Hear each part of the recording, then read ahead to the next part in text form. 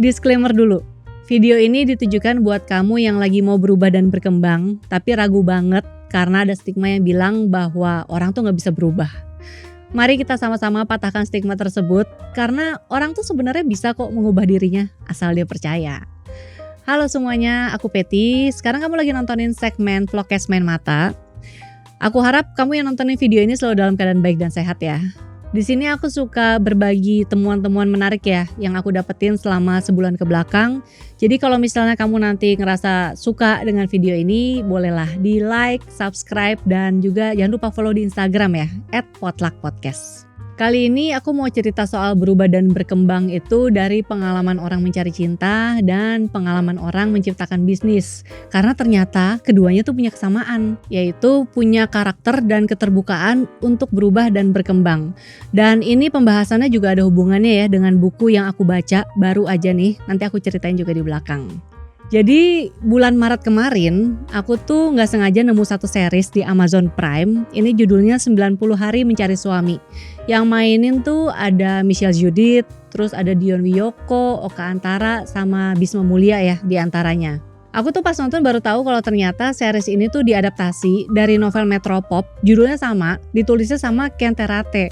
Jadi aku udah sempet bahas satu bukunya Ken Terate, judulnya Dark Love, waktu itu di video yang berbeda ya, itu videonya video kompilasi gitu, dan aku cukup suka sama bukunya. Jadi pas tahu si series ini ternyata diadaptasi dari novel itu, jadi makin penasaran gitu sama seriesnya. Kalau kamu pengen nontonin nanti videonya tentang buku Ken Terate yang lain, ntar biasa, aku taruh di deskripsi video ya, link ke videonya.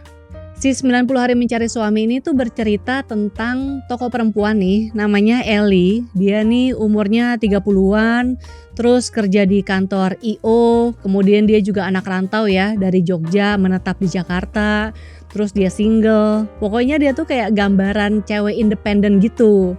Nah, tapi suatu hari keindependenannya dia ini tuh terusik karena dia dapat kabar kalau adiknya tuh mau nikah. Mungkin kamu juga ada yang tahu ya, kalau di Jawa itu kan ada mitos-mitos nih yang bilang kalau misalnya adiknya tuh ngelangkahin kakaknya nikah duluan, nanti kakaknya tuh bakalan susah dapat jodoh atau mungkin bakalan jomblo seumur hidup gitu. Nah, ditambah lagi di series ini ada karakter tantenya Ellie atau budenya ya, dia bilang si budenya ini tuh heboh banget ketika tahu si Ellie mau dilangkahin karena dia takut nanti Ellie tuh bakalan jomblo seumur hidup, terus hidupnya tuh gak bakalan bahagia. Soalnya si budenya ini punya kakak yang mengalami nasib serupa ya. Jadi dilangkahin, jomblo seumur hidup, dan menurut budenya dia tuh gak bahagia. Akhirnya gara-gara tekanan-tekanan semacam itu, si Ellie ini bersama dengan dua temannya, mereka akhirnya kayak punya misi, namanya 90 Hari Mencari Suami. Pokoknya 90 hari lagi itu tuh pernikahan adiknya, dan ketika adiknya nikah, si Ellie nih harus udah bawa calon suami. Nah, pas banget ya, gak lama sebelum nonton series ini, aku tuh baru ngelarin buku The Compass yang ditulis sama Mas Hendri Manampiring. Jadi The Compass ini tuh intinya adalah gimana caranya supaya kita sebagai manusia itu tuh bisa menemukan kebahagiaan sejati. Yang ternyata kebahagiaan sejati itu tuh datangnya bukan dari rasa bahagia ya, bukan dari misalnya ketika kita beli-beli barang kemudian kita merasa senang, maka itu tuh kebahagiaan sejati, bukan kayak gitu. Karena sebenarnya yang namanya kebahagiaan sejati itu tuh mau kondisi kita lagi senang atau sedih, kita tuh tetap bisa bahagia. Jadi nggak harus tuh kita misalnya traveling dulu untuk bisa bahagia, atau beli sepatu dulu untuk bisa bahagia, atau mungkin nonton konser dulu untuk bisa bahagia, atau bahkan kayak Ellie ya, di series ini tuh dia kan kayak dia harus mendapatkan calon suami dulu untuk bisa bahagia. Padahal itu kan sebenarnya pemikiran yang kurang tepat ya. Nah, kebahagiaan sejati yang dimaksud di dalam buku The Compass ini tuh adalah kita bisa merasa bahagia kalau misalnya kondisi jiwa kita tuh baik dan sehat. Supaya kondisi jiwa kita itu baik, maka kita sebagai manusia nih harus punya yang namanya 4 karakter ya. Kalau disebutnya Mas Hendri di buku ini tuh karakter manusia unggul. Jadi ada kebijaksanaan praktis, terus ada keberanian, ada keugaharian, kemudian yang terakhir tuh ada keadilan. Kalau ngebandingin nih 4 traits manusia unggul di The Compass, terus ngelihat dengan karakternya Ellie di series ini, jadi ngerti gitu ya kenapa Ellie tuh ngerasa gak bahagia, karena dia memang jelas-jelas gak punya keempat traits ini. Seenggaknya ya dari awal sampai pertengahan lah ya, karena udah pasti di akhir kita akan ngelihat perubahan karakternya Ellie.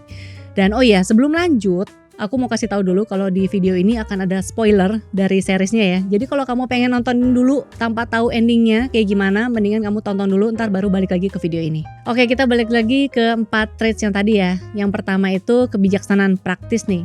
Kalau ngelihat dari karakternya Ellie sih, dia sudah jelas-jelas sangat tidak bijak ya. Karena dia mencoba untuk mencari calon suami dalam 90 hari aja, itu tuh udah gak bijak banget. Terus supaya cepet nih, dia mencoba mencari cowok lewat dating apps. Nah, ada satu cerita di mana dia ketemuan nih. Terus cowoknya ini tuh kayak kerjanya di produksian film ya. Mereka janjian di sebuah kafe dan cowoknya WhatsApp. Dia kayaknya akan telat 30 menitan lah gitu. Akhirnya ternyata lebih dari 30 menit nih telatnya. Bahkan sampai 2 jam atau 3-4 jam ya, aku lupa. Pokoknya lama banget deh.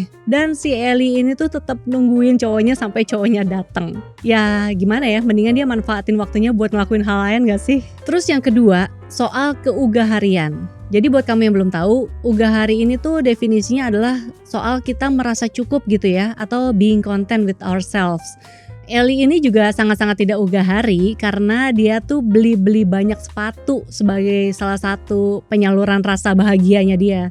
Dan kalau aku sih ngelihatnya memang cara dia beli-beli sepatu ini kayak coping mechanism, karena dia tuh sebenarnya walaupun dia kerja di kantor I.O, dia suka sama kerjaannya, tapi dia tuh nggak betah banget di situ karena bosnya itu tuh memang kejam banget. Terus udah gitu dia ngerasa dianaktirikan sama bosnya. Yang ketiga itu soal keberanian. Di sini Ellie juga kurang nih ya kalau soal rasa berani ya, karena ya itu tadi dia udah nggak betah sama bosnya di kantor, tapi lama banget dia sampai akhirnya memutuskan untuk resign. Yang keempat ini soal keadilan. Nah ini yang paling parah sih menurutku ya, karena di sini digambarin si Ellie ini sempat menyabotase lamaran adeknya sampai hampir gagal. Jadi aku nggak tahu ya lamaran aslinya kalau di Jawa tuh budayanya kayak gimana. Jadi aku cuman berdasarkan yang aku tonton aja di series. Di sini digambarin kalau adenya itu tuh kayak semacam dikunciin di kamar, terus kunci kamarnya itu dipegang sama budenya.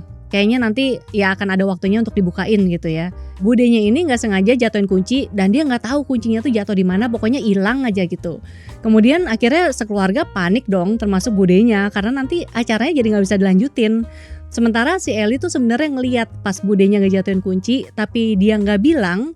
Dan ketika keluarganya lagi panik gitu, si Ellie ini malah belaga sok pahlawan ya, dengan dia coba ngeluarin adenya dari kamar lewat jendela. Jadi dia ngebuka jendelanya pakai obeng.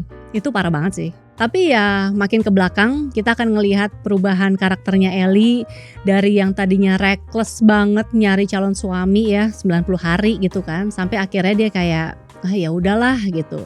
Terus dari yang tadinya dia juga sok santai gitu ya dengan mitos-mitos seputar jomblo seumur hidup, sampai akhirnya dia denial. Terus dia ngancurin relasi dengan banyak orang juga.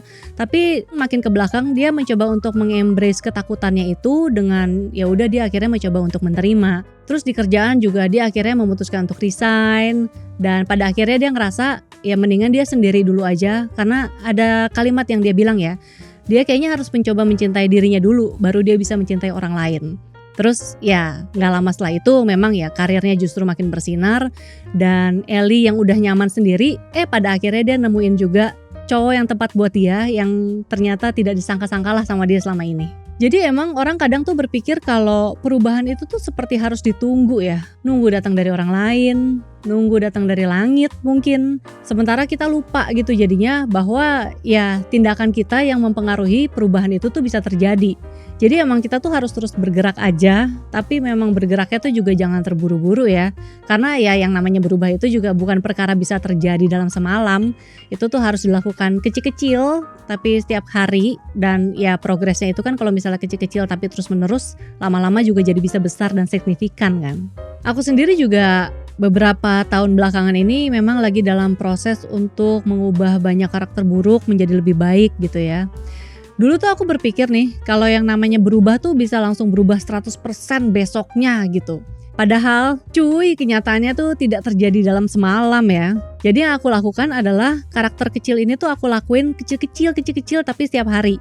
Misalnya nih, aku punya satu karakter jelek, penakut gitu ya. Terus aku punya lagi satu karakter baik, misalnya ceria. Nah sebenarnya yang bisa aku lakukan tuh ada 2. Yang pertama, Kalau misalnya aku nggak pengen jadi orang yang penakut lagi, maka aku harus berani kan. Jadi aku harus memupuk keberanian itu tuh semakin besar. Jadi aku harus melakukan keberanian kecil setiap hari, pokoknya tanpa putus gitu ya.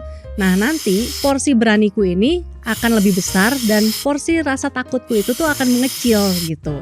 Atau satu lagi, misalnya tadi ya, aku nggak apa-apa nih dicap sebagai orang yang penakut karena ya aku memang penakut gitu. Tapi aku juga punya karakter baik, aku orang yang ceria. Ya udah, aku mau memperbesar porsi ceriaku. Jadi memang aku gedein karakterku yang ceria ini supaya orang tuh akan lebih mengenal aku sebagai karakter yang ceria daripada aku yang penakut. Waktu ngobrol sama Mas Henry Manampiring itu, dia juga menceritakan satu hal yang menarik ya.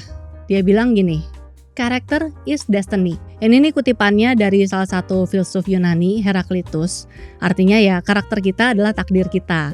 Nah menariknya adalah kata karakter sendiri itu tuh diambil dari kata karasein. Ini dalam bahasa Yunani artinya itu ukiran. Jadi takdir kita ditentukan oleh karakter kita dan karakter kita itu ditentukan oleh apa yang kita ukir.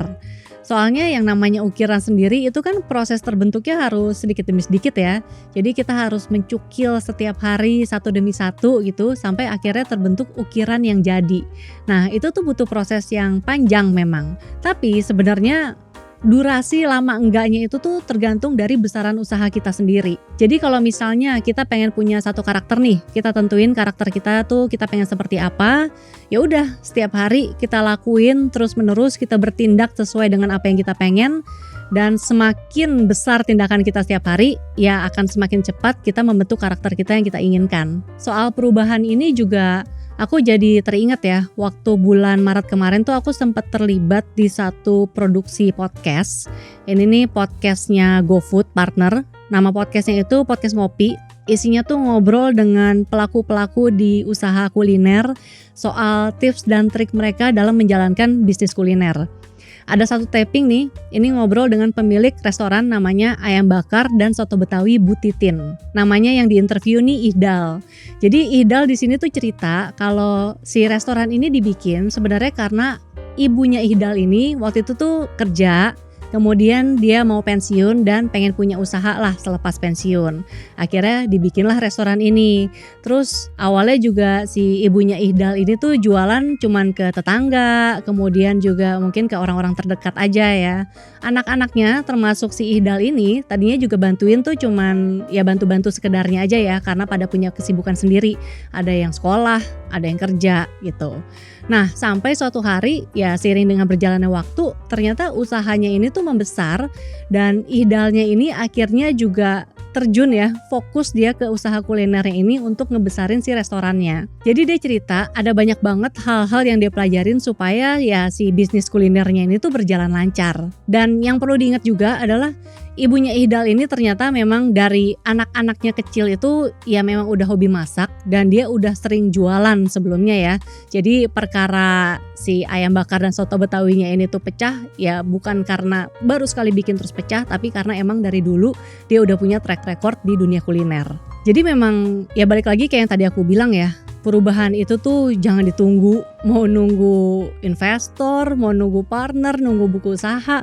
Kalau emang pengen berubah ya mendingan langsung terjun aja, langsung dilakuin ya. Yang penting punya keterbukaan gitu terhadap tantangan dan juga berani untuk nyoba hal baru. Dan kalau misalnya ngikutin prinsipnya di Kompas, yang pasti kalau misalnya terjun bebas ya udah pasti jangan terjun bebas tanpa parasut aja gitu. Oke, mungkin segitu dulu kali ya sharing-sharing aku di vlogcast kali ini. Kalau misalnya ada dari kamu juga nih yang mau cerita ya soal perubahan yang terjadi dalam hidup kamu, terus mungkin waktu itu kamu gimana tuh bertindaknya, boleh tulisin juga di kolom komen ya. Oke, makasih banget buat kamu yang udah nonton video ini. Kalau kamu tertarik sama buku The Compass, nanti link ke pembelian bukunya akan aku taruh di deskripsi video ini. Sampai jumpa lagi, dah!